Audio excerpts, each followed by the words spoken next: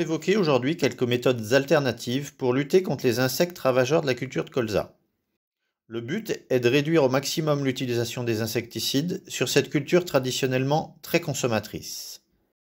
Ces techniques de lutte alternatives ont été testées par différents agriculteurs membres de groupes Défi et 30 000. Nous évoquerons le colza robuste, la stratégie push and pull, et enfin le mélange de variétés avec différentes précocités. La grosse altise, le charançon du bourgeon terminal et le charançon de la tige sont les ravageurs les plus présents et les plus impactants sur la culture de colza.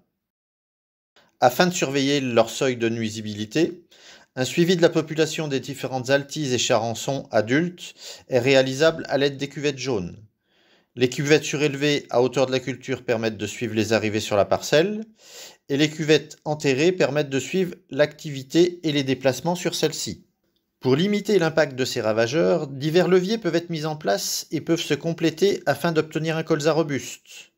Favoriser une date de semis précoce entre le 1er et le 15 août, appliquer une fertilisation organique avant le semis, implanter une variété précoce et résistante. Des essais fertilisation réalisés dans le cadre de groupes Défi et 30 000 ont montré que l'apport de fertilisation organique à l'implantation de la culture de colza avait un impact important sur la pression des ravageurs.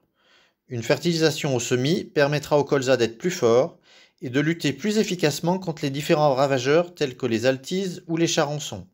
Un colza robuste, bien développé et sans carence va être à un stade plus avancé, moins appétant et plus résistant face à ces ravageurs. Une expérimentation a été réalisée au sein de multiples exploitations dont certaines étaient membres du groupe Défi. Celle-ci, nommée Push and Pull, est portée par Terrinovia en Bourgogne-Franche-Comté et a été réalisée durant la campagne 2023-2024 afin de lutter contre les altises d'hiver et le charançon du bourgeon terminal. L'objectif de cette expérimentation est de semer des intercultures de radis chinois qui attireraient davantage les ravageurs adultes durant leur vol. Ces intercultures doivent être au plus proche des parcelles en colza et doivent être semées au même moment, permettant une levée et une évolution identiques des stades. Le radis chinois a la particularité d'être plus attractif à un stade de levée identique, mais il est également facile à détruire durant l'hiver par le gel et le broyage. C'est pourquoi il est utilisé comme plante piège. Les adultes s'y concentreraient, y pondraient, puis les plantes seraient détruites, ce qui devrait permettre de détruire les larves présentes dans les pétioles. Les méligètes sont des coléoptères présents avant la floraison du colza, à partir du stade bouton séparé, dès lors que les températures maximales arrivent à 20 degrés. Les méligètes adultes consomment le pollen des fleurs et détruisent les boutons floraux. Une technique alternative simple à mettre en place peut permettre de lutter contre cette pression ravageur. Un membre du groupe Défi sur la ferme expérimentale du lycée agricole de Port-sur-Saône a mis en place ce levier. Voici son témoignage. La partie colza, c'est la culture où on a fait le plus évoluer nos pratiques.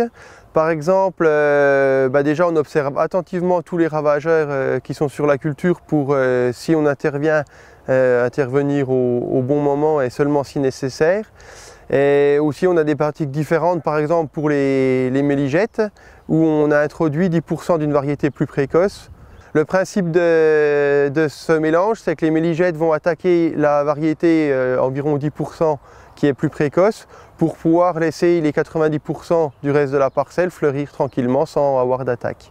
Autre levier agronomique, c'est par exemple l'introduction depuis 2022 d'une variété tolérante au sclérotinia. Donc le sclérotinia, c'est une maladie de fin de cycle du colza. Et grâce à cette nouvelle variété, on n'a plus besoin de faire de traitement à la floraison du colza, donc au moment où les abeilles sont le plus présentes sur la parcelle. Au final, sur la culture du colza, c'est assez fréquent qu'on fasse plus d'insecticides.